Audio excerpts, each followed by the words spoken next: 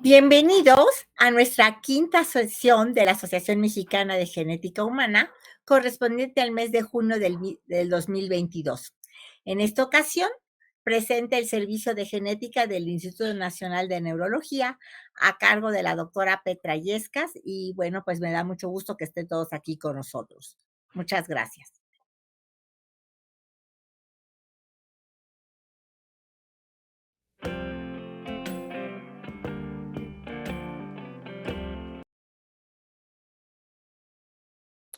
Hola, buenas tardes a todos.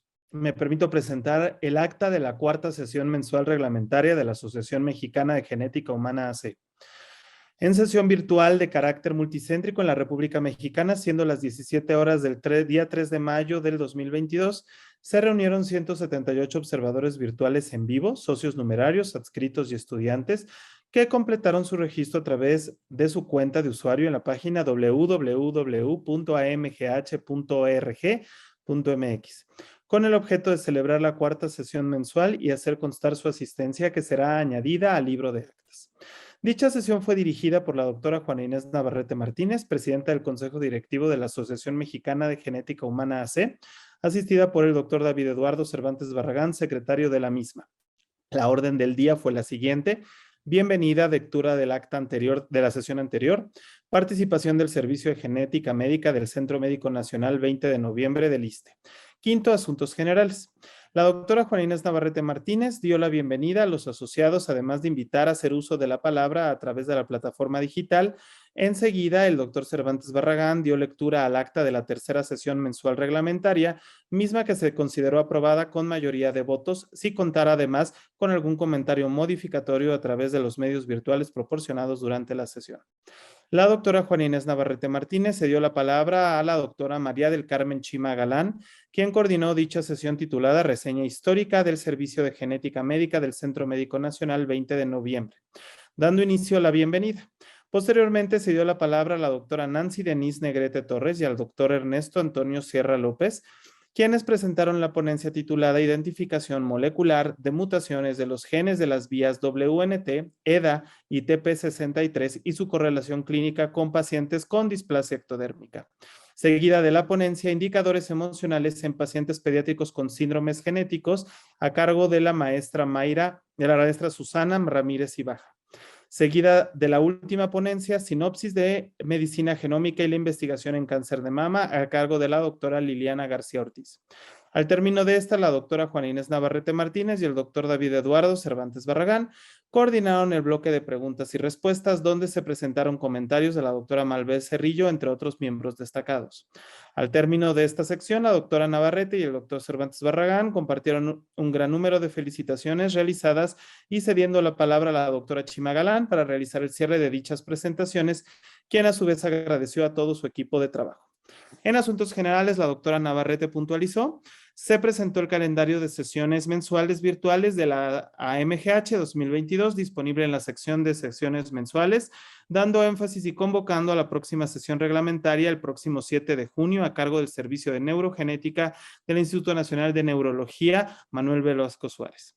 Se realizó la invitación al primer curso de Educación Médica Continua del 2022 sobre actualidades en herramientas de diagnóstico molecular el sábado 14 de mayo, considerando gratuidad para socios numerarios hasta el 10 de mayo del 2022, estudiantes no socios con 250 y profesionistas no socios vigentes con 500 pesos.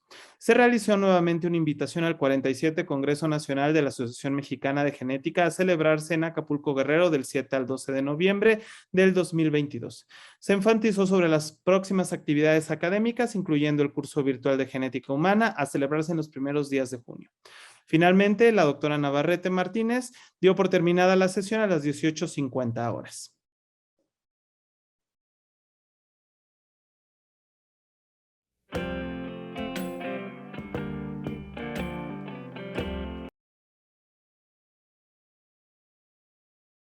Buenas tardes. Agradecemos a la Asociación de Genética Humana y en especial a la doctora Juanita Navarrete por permitirnos presentar parte de un trabajo que venimos desarrollando en el Instituto Nacional de Neurología. En esta tarde yo voy a presentar parte ya de un trabajo que presentamos hace tiempo en la asociación Se trata del estudio farmacogenético de inhibidores de acetilcolinesterasa en pacientes mestizos mexicanos con enfermedad de Alzheimer. Este trabajo forma parte de un grupo multidisciplinario dado por el Instituto Nacional de Neurología y la UAM Xochimilco, y fue parte de trabajo del doctor Tirso Zúñiga, la doctora Frique, la doctora Marisol López, Frida Martínez, Evelyn Damián y Alberto Ortega, quienes participaron en este trabajo. Si bien la demencia nos va a describir a un conjunto de síntomas clínicos que incluyen el deterioro de la memoria, la falla en la comunicación y esa capacidad para poder realizar las tareas de la vida diaria. Sin embargo, vamos a ver que es un trastorno que neurológicamente es muy común en el adulto mayor. Sin embargo, vamos a ver que existen algunas excepciones porque actualmente ya hemos descrito casos, ¿verdad?, con una demencia de una forma mucho más temprana. Sin embargo, todo esto conlleva a que esta pérdida de la independencia hace que disminuya la vida de las personas. Es decir, la calidad de vida de estos pacientes se va a ver afectada justamente por esa dependencia de otra persona, lo que conlleva muchas veces a una mortalidad prematura, ¿verdad? Y también una gran carga para el cuidador. Sin embargo, siempre nos preguntamos, bueno, pues ¿cuál es el riesgo que tenemos en la población en general para padecer una demencia? Y este es de un 10%. Sin embargo, vamos a ver que este riesgo aumenta conforme vamos teniendo datos, sobre todo, por ejemplo, si hay antecedentes en la familia, ¿verdad?, positivos para demencia, sobre todo en aquellas personas mayores de 55 años, porque como ya lo mencioné, se habla generalmente que la demencia tiene un inicio tardío. Sin embargo, vamos a ver que otro factor muy importante y al cual nosotros no podemos pues detener en ningún momento es la edad. Y esto se ha visto en los últimos años, que a medida que envejecen las poblaciones y que envejecemos nosotros mismos, pues estas cifras, ¿verdad?, se van a ir aumentando porque se habla que se duplica todos los casos de demencia cada 20 años. Es decir, que se sospecha o se espera que para el 2050 un 68% de la población mundial esté padeciendo demencia. Actualmente se considera a la demencia como la séptima causa principal de mortalidad a nivel mundial. Y esto se ha logrado a través de los informes mundiales sobre la enfermedad de Alzheimer, y se ha visto que no solo es la alta frecuencia, sino también el costo tan alto que tiene para la sociedad y para los sectores de salud. Si bien cuando nosotros intentamos abordar este trabajo, pues vimos que realmente hay un gran espectro de síntomas clínicos que se tienen que cuidar, que van desde las alucinaciones, la irritabilidad, esa falta de concentración y de memoria en los pacientes, así como alteraciones del lenguaje, que son grandes quejas que tienen los pacientes, así como estos trastornos del sueño. Sin embargo, va a haber síntomas tan especiales como pueden ser las convulsiones, las mioclonías, incluso la incontinencia y también factores como la desnutrición, que conllevan a tener una queja tanto del paciente como del cuidador. Y esto es muy importante de cuidarse. Sin embargo, vamos a ver que en cuanto a medicamentos disponibles, realmente es muy contado el número de fármacos que tenemos pues para tratar este tipo de padecimientos. Y actualmente sabemos que justamente la farmacogenética y la farmacogenómica, pues uno de sus puntos vitales es justamente estudiar estas variaciones de estos genes o de estos genomas, ¿verdad?, hacia la respuesta individual de los fármacos. Esto pues finalmente nos va a conllevar a una terapia más individualizada, porque obviamente necesitamos nosotros tener ese manejo de que si está funcionando o no el fármaco en nuestros pacientes, porque pocas veces se consideran aquellos factores que pueden ser parte de la sintomatología o evolución del padecimiento con aquellos que puedan ser reacciones adversas a los fármacos que se está tomando, medicamentos que está tomando el paciente con demencia, aparte de esa falta de capacidad de poder muchas veces decir qué siente o qué tiene. En este caso va a recaer mucho en el cuidador, y eso es muy importante que tomen ellos en cuenta, que pueden existir esta serie de fallas.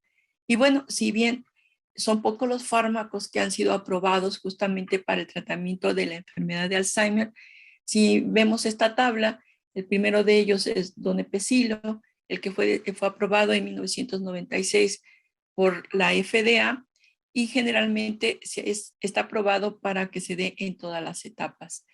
De esta forma, si se fijan, del 96 al 2001, se vuelve otra vez a dar aprobación, en este caso a la galantamina, que se da sobre todo en casos leves a moderados.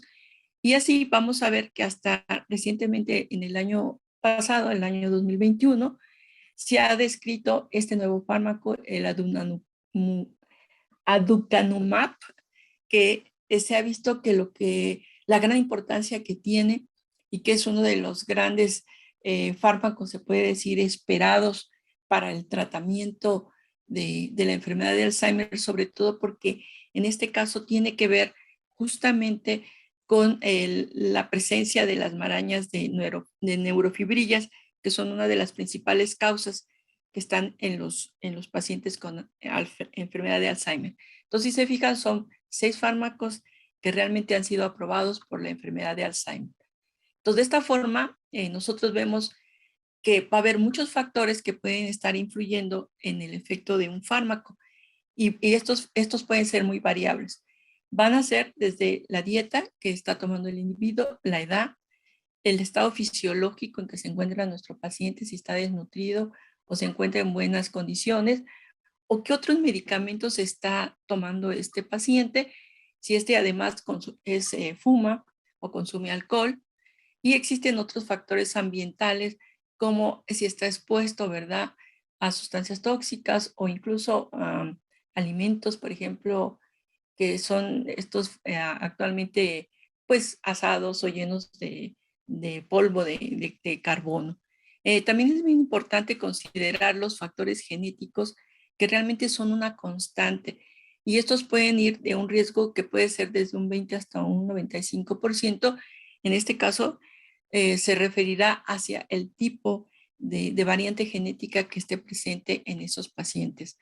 Es bien importante también que estos pacientes tengan realmente un apego a su tratamiento, que tomen las dosis correctas y sobre todo que se lleve a cabo todo este proceso metabólico dependiendo justamente de estas condiciones fisiológicas que presenta nuestro paciente. Dentro de los tratamientos disponibles en nuestro país, tenemos a los inhibidores de acetilcolinesterasa, en donde se encuentra el donepezilo, la galantamina y la rabastinina, y los receptores o antagonistas de los receptores MDA, como es el caso de la memantina. Sin embargo, en las series o las pocas series que hay descritas para América Latina, vemos que la respuesta a estos tratamientos, sobre todo con los inhibidores de acetilcolinesterasa, que son los más usados, pues es muy bajo, es muy pobre, es menos del 30%. Y esto es debido a que estos dos grupos son los más estudiados, debido, por ejemplo, en el caso de los antagonistas del receptor MDA, que en este caso es memantina, se utiliza mucho porque justamente cuando hay un exceso de glutamato, justamente memantina bloquea este efecto. ¿Para qué? Para que se pueda establecer nuevamente la señal, ¿verdad?, de las neuronas a nivel postsináptico. Y vamos a ver que tanto los receptores de acetilcolinesterasa, ¿verdad?, como estos dados por el receptores para glutamato, pues su función justamente es restablecer esta señalización entre las neuronas. ¿Para qué? Para que podamos nuevamente, o el individuo que está teniendo estas fallas de memoria, empiece a recuperar o esté con una mejoría o más alerta incluso en estas situaciones donde va empezando a olvidar y pocas veces tiene momentos de lucidez. Y también es bien importante mencionar que otro dato importante es considerar qué efectos tienen los polimorfismos genéticos. ¿Por qué? Porque estos sabemos que van a tener diferentes respuestas, ¿verdad?, a los fármacos. Generalmente muchos de ellos son dianas terapéuticas, ¿verdad?, a través de receptores o metabolizadores de los fármacos o como transportadores, sobre todo porque van a ser dianas para reacciones adversas. Y nosotros vamos a medir de esta forma la eficacia, el metabolismo y la absorción, la distribución y los efectos tóxicos. Y esto todo lo vemos a través justamente de esta eficacia dada por enzimas, por transportadores, ¿verdad? Que tenemos dentro del mismo metabolismo de los fármacos. Y uno de ellos es ABCB1. Este codifica para una glicoproteína, ¿verdad? Forma parte de este cassette, ¿verdad? De unión a ATP y forma parte de una gran superfamilia de transportadores y tiene que ver mucho con todo el metabolismo de digoxina, antiepilépticos y actualmente de fármacos que se utilizan para la enfermedad de Alzheimer. Vamos a ver que diferentes estudios pues han permitido justamente esta asociación de ABC1 con la enfermedad de Alzheimer, ya que comentamos, esta participa sobre todo en el aclaramiento justamente de este beta amiloide. Y esto hay una correlación justamente con la apolipoproteína E a través justamente de esta mediación con tanto los lípidos de membrana como la misma apolipoproteína. Y si bien pues el objetivo de este trabajo fue estudiar qué impacto tenían los alelos de ApoE y las variantes de ABCB1 en la respuesta a fármacos, sobre todo estos inhibidores de acetilcolinesterasa en pacientes mestizos mexicanos con enfermedad de Alzheimer. La metodología que nosotros seguimos fue justamente seleccionar todos aquellos pacientes diagnosticados en el Instituto Nacional con enfermedad de Alzheimer y sobre todo el tratamiento que llevaban. Si este tratamiento consistía que al menos 6 meses estuvieran tomando donepezilo, galantamina o ribastinina o memantina y hacer las evaluaciones neuropsicológicas y los cuestionarios para ver las reacciones adversas. Posteriormente se le hizo la toma de muestra a estos pacientes para hacer la genotipificación justamente de estas dos variantes y hacer el estudio estadístico. En el caso de los genotipos ApoE, lo hicimos a través de la amplificación de justamente de los dos residuos que permiten justamente el corte con la enzima de restricción y nos dan los genotipos ApoE. Y para ABC1 lo hicimos a través de PCR en tiempo real por discriminación alélica. ¿Qué encontramos en el caso de ApoE?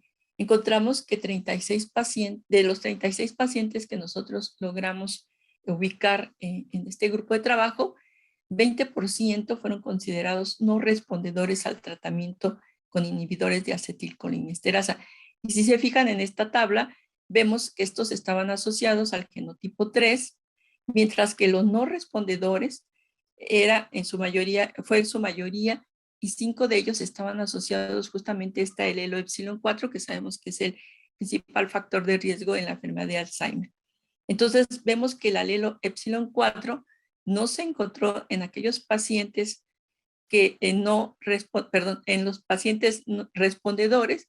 Sin embargo, no se encontraron diferencias significativas cuando tratamos de ver justamente esta respuesta entre genotipos y respuesta, a pesar de las diferencias que ya sabemos que encontramos justamente de las frecuencias alélicas en población mestizo mexicana, que es en este caso que vemos que hay una alta frecuencia, que también aquí la vemos para el alelo epsilon 4, a diferencia de la baja frecuencia que generalmente encontramos de alelos epsilon 4. Otro de estos hallazgos es que estos pacientes, 5 de 36 pacientes, reportaron algún tipo de reacción medicamentosa, entre las que se encontraban las náuseas, los vómitos, la diarrea y sobre todo la cefalea. Entonces, si se fijan también la asociación con estos alelos epsilon 4, aquellos que no presentan ninguna respuesta alérgica es la gran mayoría asociados al alelo epsilon 4, a diferencia de los que sí la presentan asociados al epsilon 4. Sin embargo, pues como vemos, no hay una mayor frecuencia de estos alelos en los pacientes que no presentan reacciones adversas para el tratamiento con donepezilo o galantamina. Y esto es muy importante porque nosotros sabemos que justamente este aclaramiento de este péptido beta amiloide, justamente producido por las diferentes isoformas del alelo epsilon 4, pues pueden ser responsables pues, de esta respuesta o de esta variabilidad a la respuesta al tratamiento farmacológico y a las respuestas de reacciones adversas. Y esto es dado porque justamente ApoE, a lo largo de todo lo que conocemos de él, pues tiene tanto funciones de ganancia de función tóxica como pérdida de función. Y esto es muy importante considerarlo, sobre todo porque aquí, dependiendo de este genotipo, dependiente del alelo epsilon 4, vemos que esto va a hacer que se disminuya la eliminación justamente de estos beta amiloides y sobre todo su grande asociación con metabolismo de lípidos. De esta forma, pues es importante tomar en cuenta qué genotipo presentan nuestros pacientes y sobre todo asociarlo a este tipo de fármacos. En cuanto a los resultados con ABCB1, encontramos que justamente de nuestra muestra estudiada, nosotros teníamos que la gran mayoría eran mujeres, que la promedio de este grupo de trabajo fue de 63 años y que para este análisis 32 estaban tratados con donepezilo, 9 con galantamina y 11 con ribastimina. ¿Qué es lo que encontramos? Que justamente en esta variante polimórfica del gen ABC1, en donde hay una sustitución de una guanina por una timina y una adenina, encontramos 20 que fueron respondedores y 32 no respondedores. Justamente esto lo comparamos con esta serie de controles mestizos mexicanos sanos realizados por el doctor Ortega, en donde podemos ver justamente estas diferencias, que encontramos que realmente el genotipo homocigoto para guanina es frecuente en respondedores que no respondedores, sin una diferencia significativa. Sin embargo, pues ya cuando se ve o se compara con las frecuencias reportadas para población mestizo mexicana, pues vemos que estas diferencias sí son significativas. Con este otro STIP, que es una sustitución de citosina por timina, encontramos 20 casos en respondedores y 32 en no respondedores.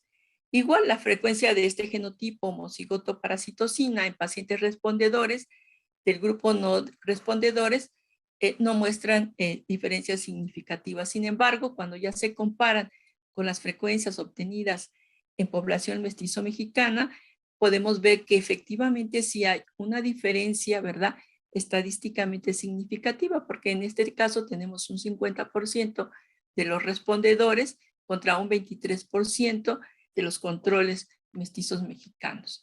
¿Por qué es importante estudiar ABC1? Porque sabemos que justamente estas alteraciones en este transportador ocasionan una disminución de este aclaramiento de este beta amiloide. Y justamente se sabe que al no funcionar correctamente este transportador, también se ve asociado no solamente con la pérdida de este aclaramiento, sino también se permite una asociación justamente con estos transportadores de acetilcolinesterasa. Esto va a permitir, si esta alteración, cómo va a afectar y va a permitir que estos fármacos sean mejor metabolizados y se tenga una mejor respuesta al tratamiento. Es por eso que nosotros pudimos hacer el análisis tanto de ABC1 como de los inhibidores de acetilcolinesterasa. Es bien importante también en este estudio reconocer estos fenotipos de respuesta. Lo que se trataba es de saber si había un mantenimiento o un mejor puntaje en las pruebas neuropsicológicas después de 6 meses de tratamiento. Y estas fueron las pruebas que se aplicaron, el Minimenta, la prueba de reloj, y también considerar las reacciones adversas más frecuentes que los pacientes reportaban, como las náuseas, el vómito, la diarrea, la cefalea y el mareo. Esto que nos ha conllevado a entender que el abordaje del paciente con enfermedad de Alzheimer no solo es hacer la evaluación clínica, ni los datos demográficos, ni la toma realmente de todos los biofluidos para el estudio molecular, sino que también actualmente se tiene que incluir justamente el estudio farmacogenómico, porque esto realmente va a tener repercusiones tanto para los cuidados del paciente, la mejoría y sobre todo que va a ayudar justamente a atender todo este círculo que nosotros podemos dar y proporcionar a un paciente con demencia y sobre todo a los individuos en riesgo, porque se ha visto que estudios farmacogenómicos pues van a apoyar mucho a esta terapia individualizada, pero sobre todo a que hay pocos estudios en América Latina. Realmente la gran mayoría de estudios son en población caucásica, hay uno para población brasileña, pero para población mexicana no. Sin embargo, vamos a ver que solo 6 de ellos, de estos estudios, van a evaluar la influencia que tienen los alelos ApoE justamente en la respuesta a estos inhibidores de acetilcolinesterasa. Algunos son positivos y dicen que sí son importantes, otros son negativos y existe una controversia. Sin embargo, yo creo que es importante conocer cómo se van presentando estas respuestas dependiendo de los genotipos propios de cada población. Y sobre todo, ABC1, pues se puede ver que participa sobre todo para la disposición y respuesta hacia otros fármacos como es el donepezilo. Y como conclusiones de este trabajo, vemos que tanto los genes ApoE y ABC1 son potenciales biomarcadores farmacogenéticos hacia la respuesta terapéutica hacia la enfermedad de Alzheimer. Sin embargo, la identificación de estos nuevos biomarcadores pues va a permitir predecir cuál va a ser esta respuesta a estos fármacos, sobre todo estos nuevos fármacos que se están empezando realmente a hacer estudios ya en grandes poblaciones, hacer que justamente el tratamiento sea más eficaz y seguro en la enfermedad de Alzheimer. Porque como yo les menciono, no porque el paciente tenga demencia y no pueda manifestar o quejarse de estas reacciones adversas, también es importante que estas terapias no solo se trate de al enfermo decirle o tratar de entender qué tiene, sino también lograr la participación de la familia y de los cuidadores, porque generalmente son ellos los que nos van a poder decir qué le está pasando al paciente y sobre todo mantener el apego al tratamiento. Pues de esta forma nosotros concluimos este trabajo sin antes agradecer a la mesa directiva y nuevamente a la doctora Navarrete el permitirnos participar en esta sesión de la asociación. Y también recordarles que el Día Mundial del Alzheimer se festeja el 21 de septiembre.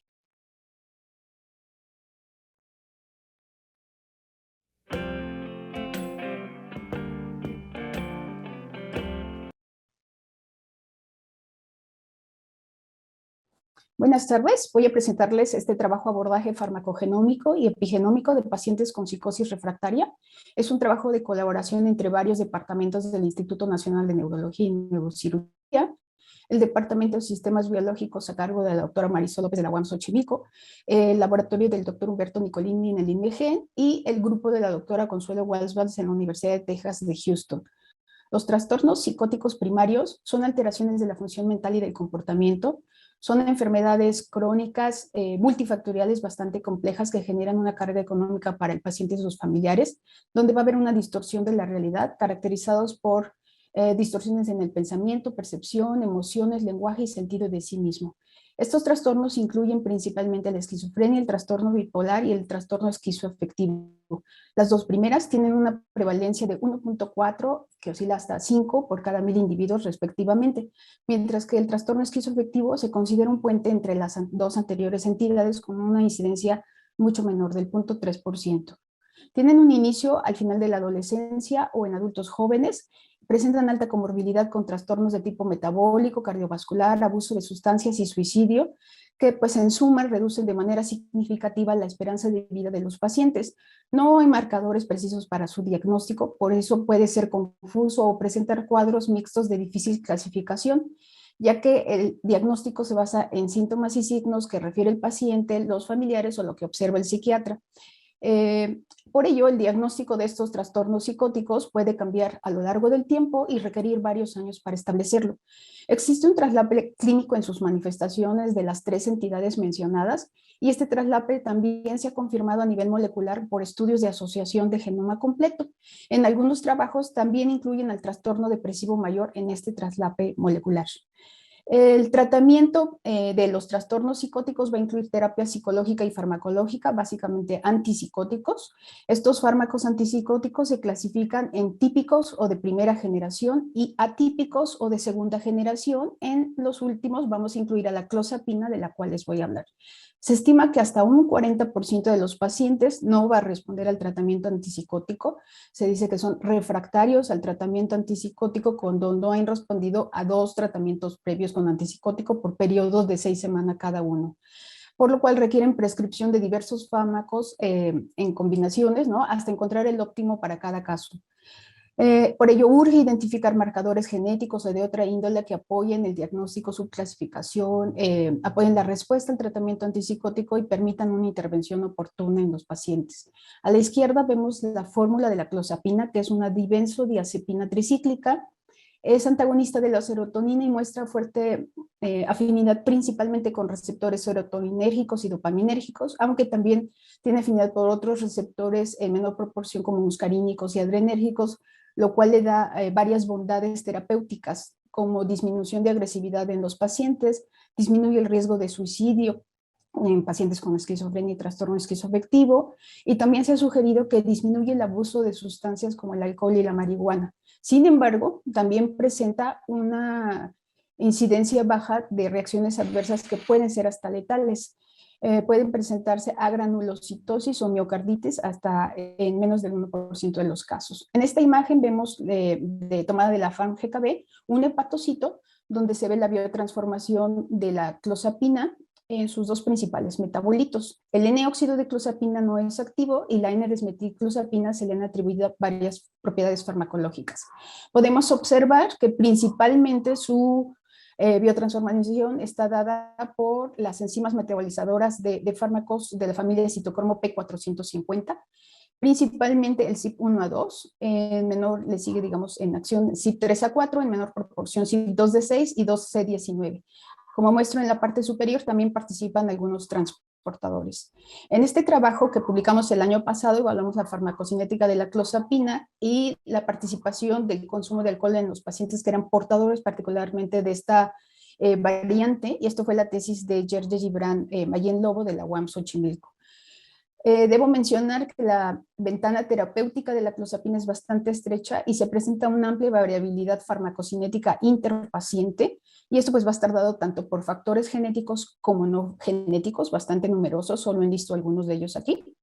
Vimos en la diapositiva anterior que el paso de la clozapina a la N-desmetilclozapina está dado por estas enzimas del citocromo P450, y por lo tanto, pues variantes funcionales en los genes que codifican para estas enzimas van a ser o van a contribuir a la variabilidad en el metabolismo de la clozapina. Es bastante importante estudiar variantes farmacogenómicas que afecten el metabolismo para mejorar el manejo clínico del paciente, predecir la respuesta, disminuir reacciones adversas al fármaco.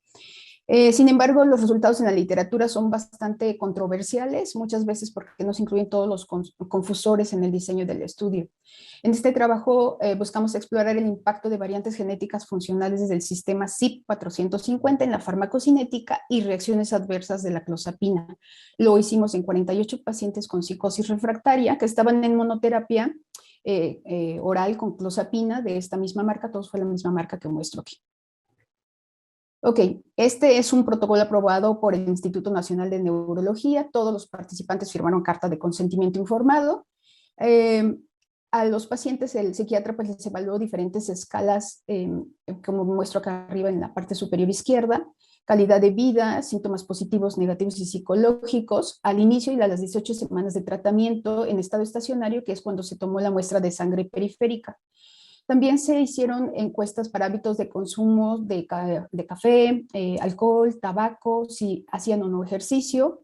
Y de la muestra de sangre periférica se separó el plasma para determinar por HPLC los niveles de clozapina y N-desmetilclozapina y los radios metabólicos. El DNA se extrajo y se hizo la genotipificación por discriminación alélica de esta lista de variantes funcionales de 4 genes de los CYPs.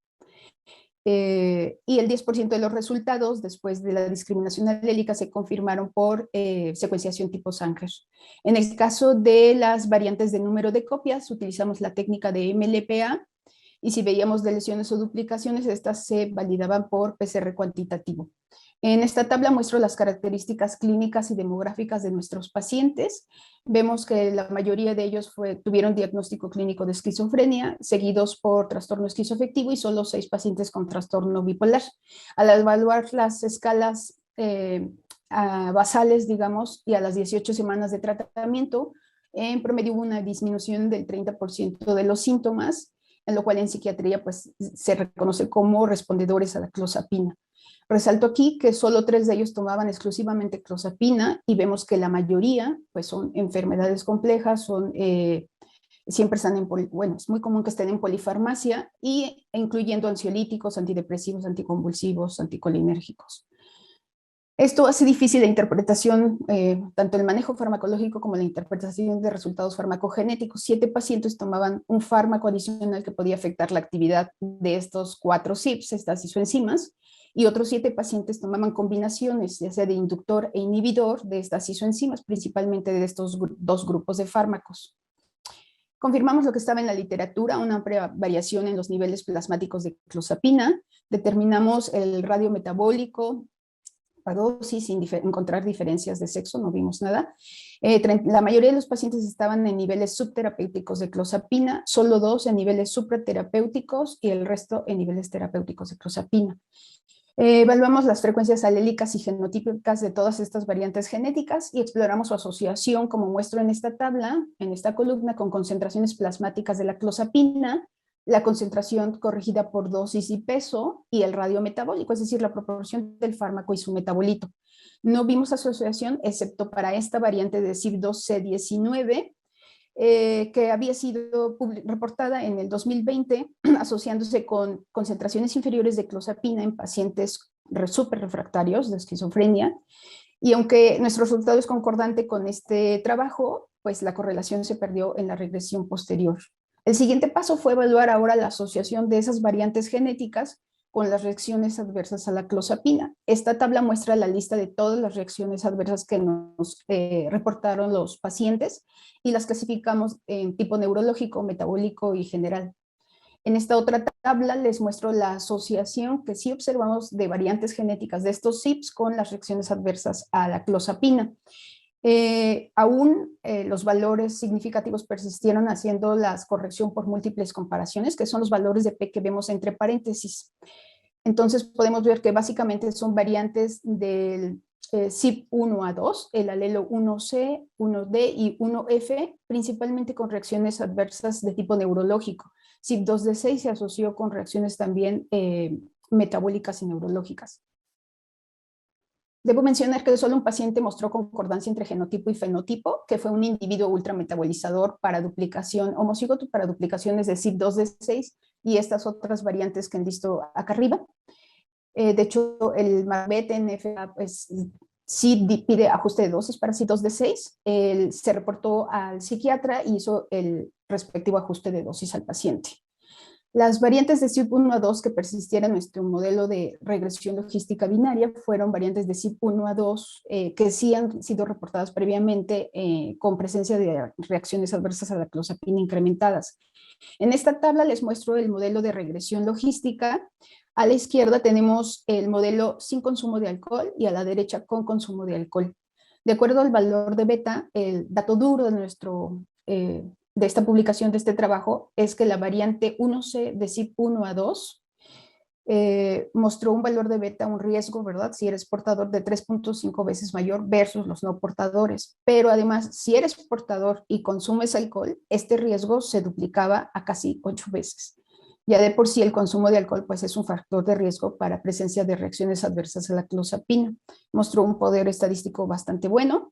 Y de esta variante en particular, CYP1A2 asterisco 1C, pues se ha asociado con una menor actividad metabólica en comparación con el genotipo silvestre, está disminuida en fumadores y se postula que puede alterar un sitio de unión a un factor de transcripción en el promotor del gen.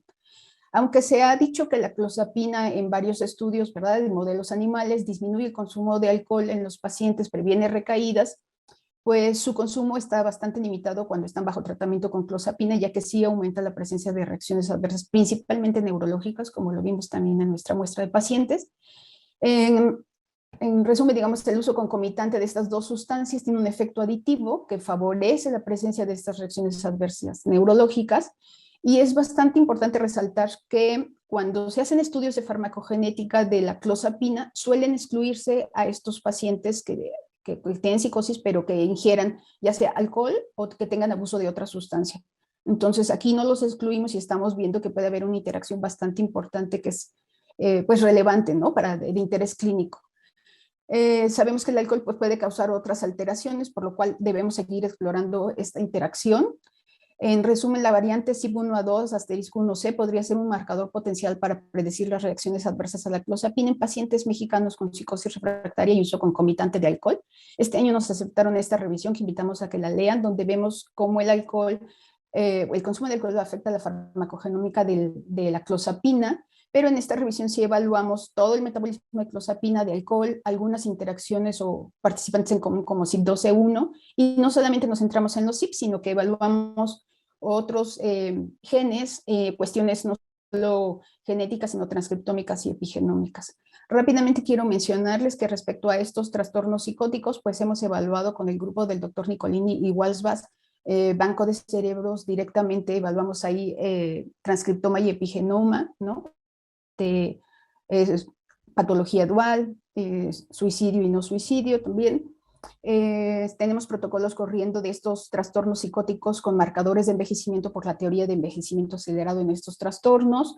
Una parte que nos interesa mucho es evaluar, tenemos 2 publicaciones al respecto, cognición no solo en los pacientes, sino en los familiares y en controles, y estrés oxidante. En este otro trabajo buscamos integrar datos genómicos y epigenómicos con este mismo grupo de pacientes de trastornos psicóticos, ya que buscando mecanismos potenciales de acción de la clozapina, ya que se ha sugerido que puede ser estabilizador del estado del ánimo, pero no se conoce el mecanismo. Entonces, con este enfoque ómico podemos dar datos integradores. Aquí incluimos también radios metabólicos, dosis, respuesta, e hicimos el cálculo de riesgo poligénico para varias enfermedades psiquiátricas. Entonces, eso es lo que buscamos, genes relacionados, nuevos genes, ¿no? O farmacogenes con los mecanismos de acción potenciales de clozapina y potenciales aplicaciones farmacogenómicas. El esquema es bastante parecido al que les mostré anteriormente. Aquí evaluamos 2 microarreglos, el SAIC-Array que tiene estos SNPs de exomas de trastornos psiquiátricos, el Methylation Epic para el metiloma y el análisis bioinformático. Entonces les decía que evaluamos el riesgo poligénico para 3 enfermedades psiquiátricas. ¿Se acuerdan que les mencioné traslaple? En inciso A tenemos para trastorno depresivo mayor, riesgo poligénico, puntaje de riesgo poligénico para trastorno bipolar en B, y en C para esquizofrenia.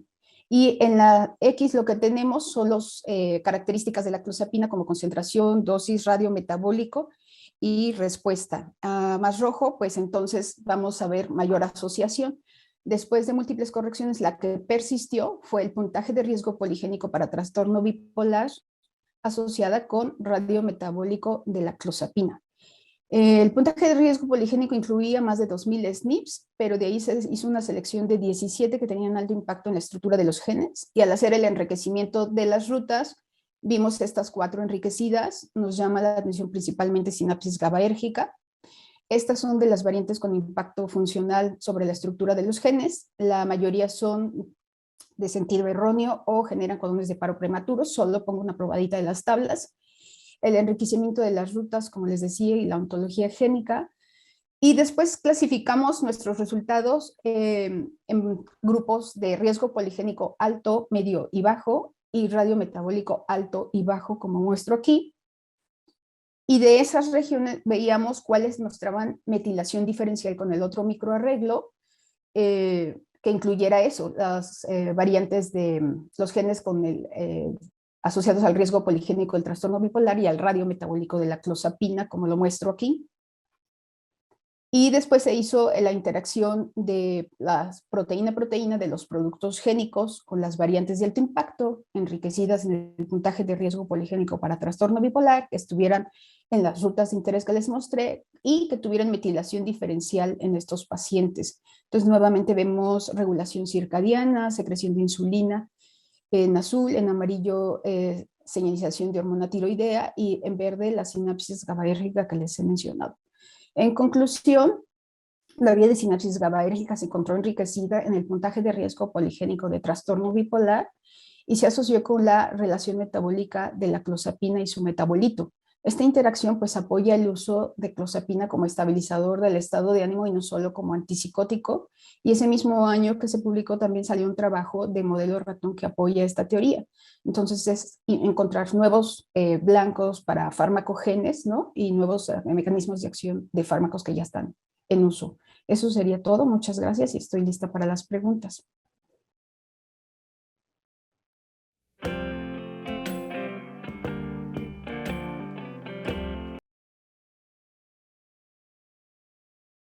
El trabajo que vamos a ver a continuación se titula Asociación de haplotipos y combinaciones de genotipos del gen ABCB1 con enfermedad desmielinizante en pacientes mexicanos.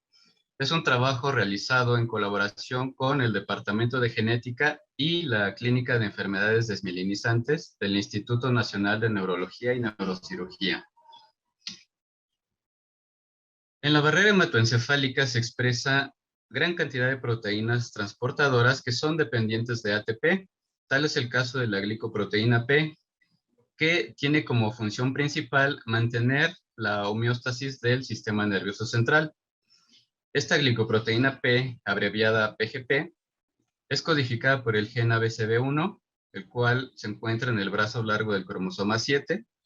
Es un gen de 28 exones, para el cual se han reportado varios polimorfismos de nucleótido sencillo, 3 de los cuales han destacado por la importancia que tienen en la proteína, así como en diferentes poblaciones. Estos polimorfismos están localizados en las posiciones 1236, 2677 y 3435. 2 de ellos son SNPs dialélicos, como el caso de 1236 y 3435, que involucran el cambio de una timina por citosina, mientras que el polimorfismo trialélico involucra el cambio de una guanina por timina o adenina. Y estos 3 polimorfismos coinciden en el dominio intracelular que tiene interacción con las moléculas de ATP. De ahí la importancia de estudiar la estructura y función de la proteína.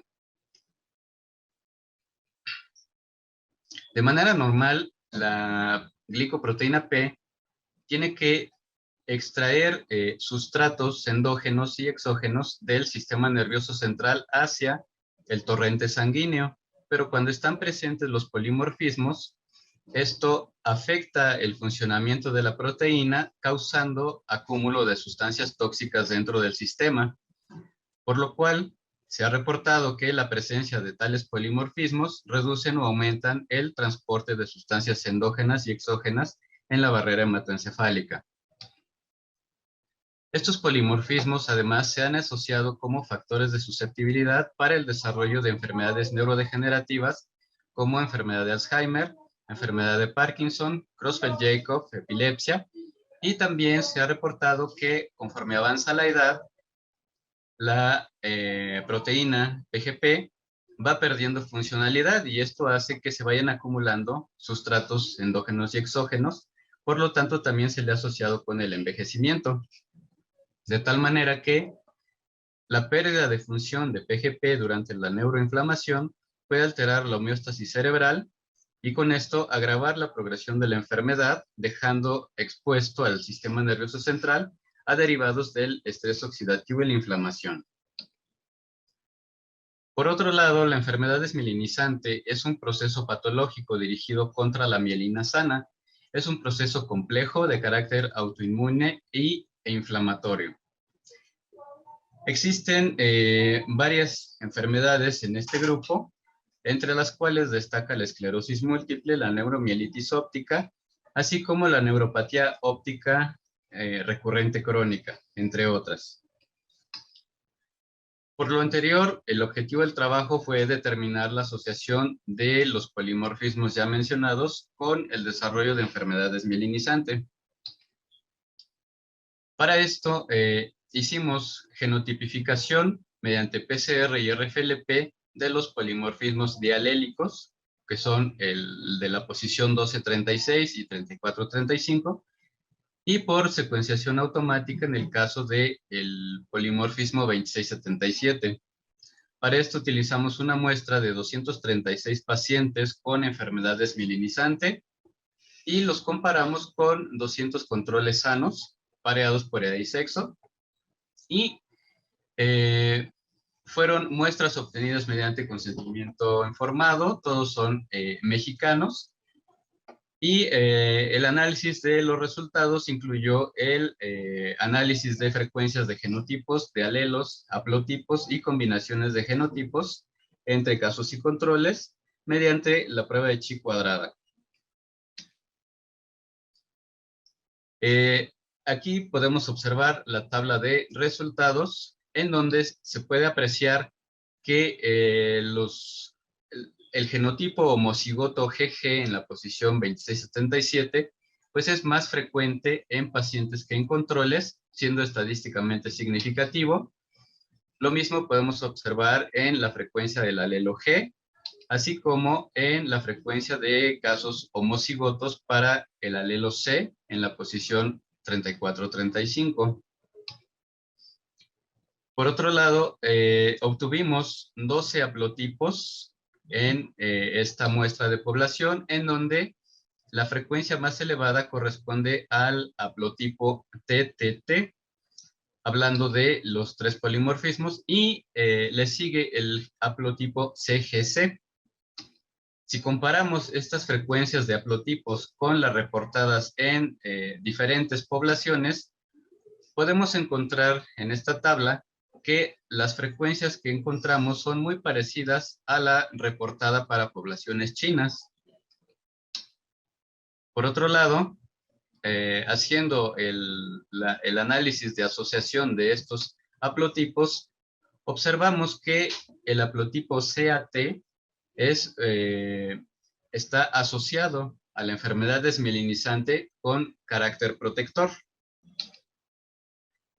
Ahora, hablando de las combinaciones de genotipos, nosotros encontramos 32 combinaciones de 54 posibles que se pueden obtener mediante la combinación de estos 3 polimorfismos, en donde las combinaciones más frecuentes las podemos ver aquí. Está la combinación de genotipos heterocigotos con la secuencia CT-GT-CT, en donde las mayores frecuencias están reportadas en pacientes. Le sigue el haplotipo TT para los 3 SNPs con un 12 a 14%. Y la tercera combinación de genotipos es la CC-GG-CC, igual con 12%. Analizando a los sujetos portadores de las combinaciones, encontramos que si agrupamos a los portadores de la combinación GG-CC, sin importar cuál sea el genotipo del SNP 1236, esto nos da una asociación significativa como factor de riesgo para el desarrollo de enfermedades mielinizantes. De tal manera que se ha reportado en otros trabajos que esta combinación GG-CC está asociada a un transporte lento de sustratos con diferentes fármacos, y esto se ha demostrado en poblaciones chinas como población española, mientras que la combinación de los genotipos TT para los mismos SNPs se ha asociado con un transporte normal. Esto, pues, se reporta como un transporte lento de sustratos de PGP, tanto endógenos como exógenos, lo cual, pues, conduce a un acúmulo tóxico de sustancias dentro del sistema nervioso central.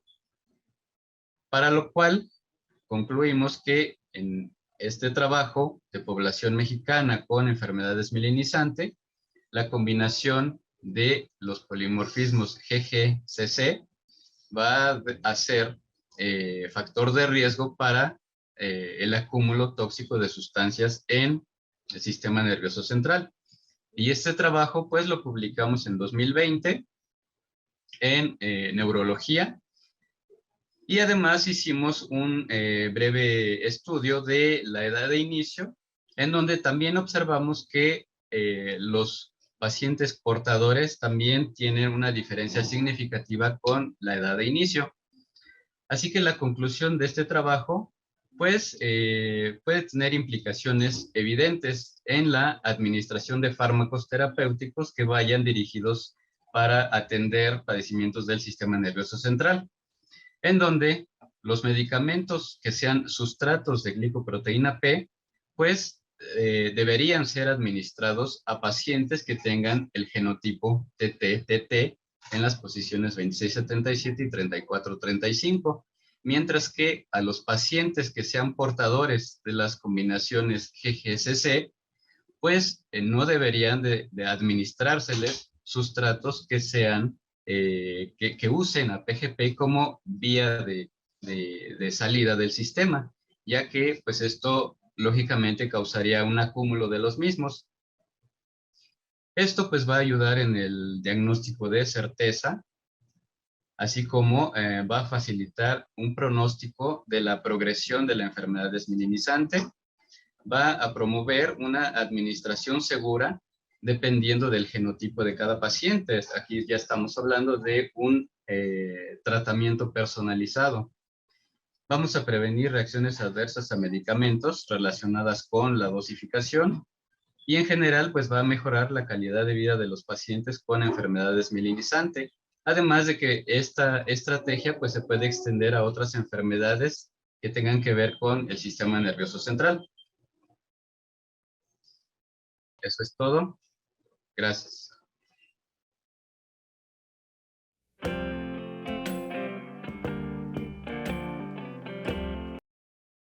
Y aquí estamos con la doctora Illescas. La primera es de Joana Lucía Delgado, en que dice: muchas felicidades por su ponencia, doctora Illescas. Qué importante es ya involucrar la farmacogenómica en la medicina personalizada. ¿Tendrá información sobre la importancia de medir la longitud telomérica que se sabe se asocia a la enfermedad de Alzheimer y el probable uso de terapias que estimulen la telomerasa? Sí, está ya incluso puesto en el chat. La doctora Nancy está realizando este piloto de la longitud telomérica en pacientes con enfermedad de Alzheimer. Ay, pues muchísimas gracias a las dos. Y después el doctor Carlos Alberto Venegas Vega dice: gracias por su presentación, doctora Illescas. ¿Qué nos puede comentar en cuanto a la controversia actual sobre el tratamiento con aducanumab en la enfermedad de Alzheimer? Sí, este fue aprobado el año pasado y ahorita pues está ya en espera, ¿verdad? Realmente de tener como pues estos resultados controversiales, porque muchas veces depende de la población y el estadio en que estén los pacientes. Y yo creo que más que nada hay que esperar que se tenga una evidencia más robusta, porque justamente está dirigido contra el beta amiloide. Entonces aquí, pues en parte este trabajo que hemos hecho de los alelos epsilon 4 y asociación de todas las variantes de ApoE, pues pudiera tener un poquito de reforzamiento, sobre todo, por ejemplo, nosotros los casos que ya tenemos detectados, porque los que nosotros seleccionamos, todos son pacientes que ya tienen estudio molecular confirmatorio. Entonces, esto también va a resultar interesante. No sabemos cuánto tiempo más va a tardar en llegar a nuestro país, pero pues esperemos que sea pronto, porque pues los pacientes cada vez piden más este tipo de tratamiento, sobre todo porque sabemos que no hay nada que tenga la enfermedad y estos parece que tienen un buen nivel de respuesta. Entonces esperemos que es algo muy prometedor y ojalá funcione realmente también para nuestra población. Claro, muchas gracias, doctora. Otra pregunta aquí del doctor Ronnie dice: muchas felicidades, doctora Illescas, y también dice: muchas felicidades a la doctora Nancy Monroy y a todo su equipo por su excelente trabajo. Y también luego otra vez dice la doctora Joana: Nancy, maravilloso, ¿su metodología mide la media de la longitud de los telómeros? Sí, es un promedio, o sea, es una cuantificación relativa por PCR cuantitativo, ¿no? Y sí, o sea, puedo después pasarle mis datos para que nos escriba si quiere como más información, porque el piloto que estamos haciendo es mucho hacia alteraciones comportamentales, pero llevamos poquititas muestras, ¿no? Para longitud telomérica. Claro, perfecto. Pero con Entonces, gusto. muchas gracias, doctora. La que sigue también es para usted y dice, pues, es de parte de la doctora Montserrat Ivonne Morales y dice, ¿podría comentar si ajustaron su modelo de regresión por polifarmacia o por consumo de alcohol? Gracias por tu pregunta, Montserrat. Sí, de hecho fue una de las peticiones de uno de los revisores. Sí se ajustó por polifarmacia. En el caso de alcohol no, porque no teníamos como bebedores empedernidos, pero sí por polifarmacia, que era la mayoría de los pacientes. Ay, pues muchas gracias, doctora. También el doctor, otra vez el doctor Venegas, ahora pregunta, dice, gracias Nancy por tu presentación. ¿Podrías esperar un cambio en las asociaciones idénticas al aumentar el tamaño de la muestra? ¿Qué tal, Identificadas, yo creo, las asociaciones identificadas al aumentar el tamaño de la muestra. Pues la verdad pienso que es muy robusto el estudio, ¿no? Y fue con, digamos, un control bastante astringente. Pues no sé, tendría que replicarse. O sea, ahorita seguimos ampliando la muestra y después nos gustaría probar con otros antipsicóticos de segunda generación, pero sí, nos encantaría ampliar la muestra. Gracias. Pues muchas gracias. Después también dice el doctor Gildardo Zafra, felicitaciones por su trabajo y una pregunta para la doctora Nancy Monroy. ¿Cómo debe regularse la dosis en el caso de que haya diferentes variantes funcionales del mismo CIP, como uno lento o como dos normal, y como uno lento y dos normales? Gracias, doctor Zafra. Buena tarde. Pues no está tan sencillo. Yo también quisiera saber cómo la respuesta. Se han hecho algunos trabajos de grandes cohortes y como no solo está metabolizado por, como lo mostré en la imagen de Farm-HKB, no solamente los CYPs, ¿no? Aunque tiene un papel bastante importante CYP1 a 2, pues vemos que CYP2D6, CYP2C19, entonces llevan, hay 3 a 4, una participación menor. Existe lo que se llama fenoconversión, donde no hay una correlación directa entre el genotipo y el fenotipo metabólico predicho. Entonces no está tan fácil, porque si fuera solo CYP2D6, como el pacientito que sí vimos con homocigoto para duplicaciones de CYP2D6, pues ahí sí se tuvo que hacer un ajuste, pero lo que se ve en publicaciones es que no hay esa correlación, se llama fenoconversión, y entonces los factores que modulan esta fenoconversión, pues está mucho la polifarmacia, las comorbilidades que también suelen tener muchos pacientes, entonces no está tan sencillo, doctor Zafra. Ay, pues muchas gracias, doctora Nancy. También aquí, y la doctora Vicky del Castillo pone, felicidades a todos los ponentes por sus presentaciones y en particular por su interés en la medicina personalizada para calidad de vida de los pacientes. Y después la doctora Jasmine Arteaga pone felicidades, Petra, Nancy y todo el equipo de trabajo. Mucho se habla de medicina personalizada, pero pocos estudios están tan bien dirigidos. Bravo. Y pues yo también me uno a las felicitaciones de todos los demás. Excelentes trabajos, muchas felicitaciones y muchas gracias por haber por participar con nosotros, a la doctora Yescas y a la doctora Nancy Monroy y a todo su equipo. Muchas felicidades. Muchas gracias. Gracias, doctora. Gracias a ustedes por la ponencia y por el interés. Y bueno, si ya no hay ninguna otra pregunta, entonces, pues me gustaría mucho continuar ahora con asuntos generales. ¿No hay ninguna otra pregunta para las doctoras? Bueno, pues entonces continuamos con asuntos generales.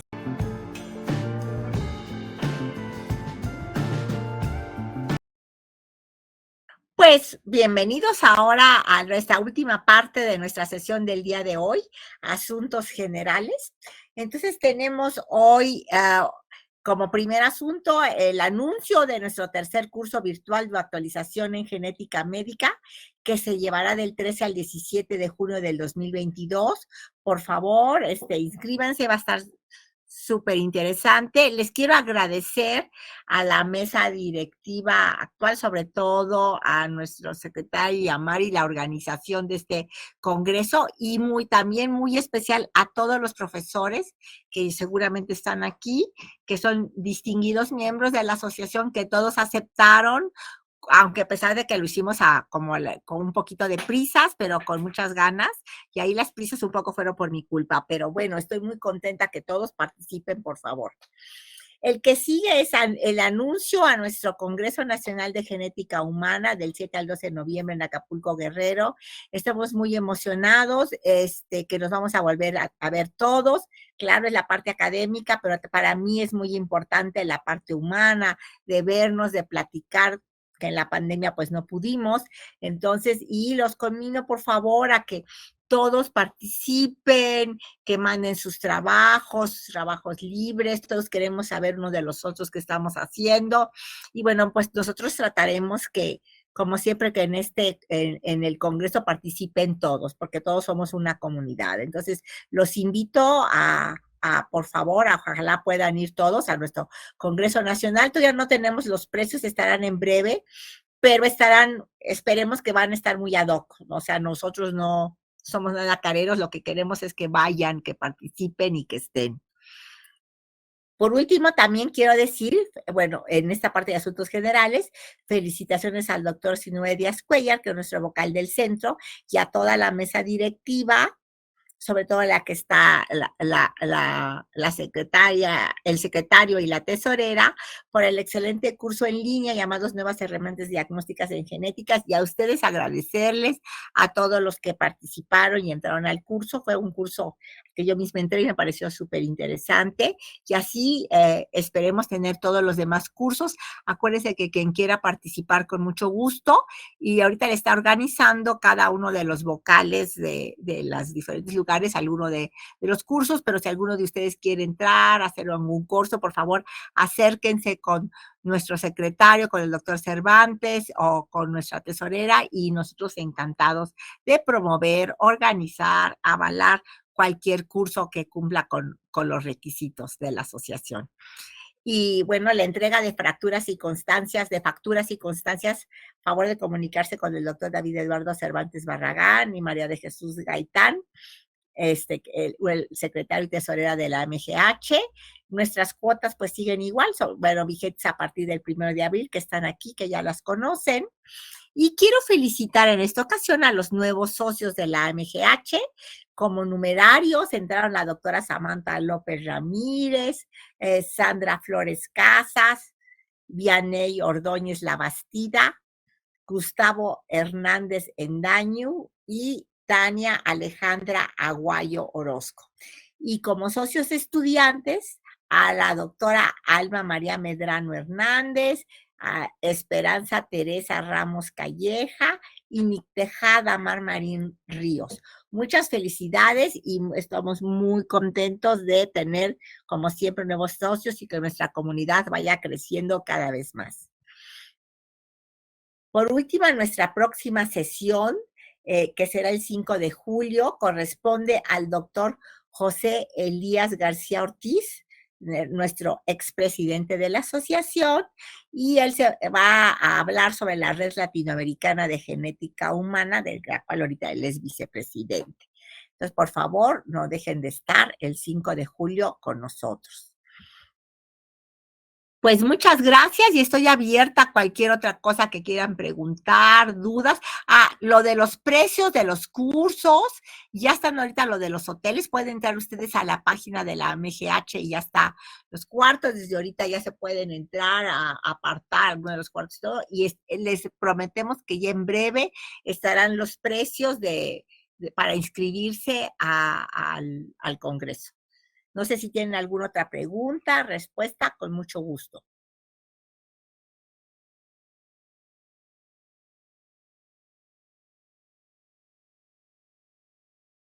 No hay, pues si no hay preguntas o respuestas, aquí dice hay un comentario, bueno, yo creo que sí ya fue hace tiempo.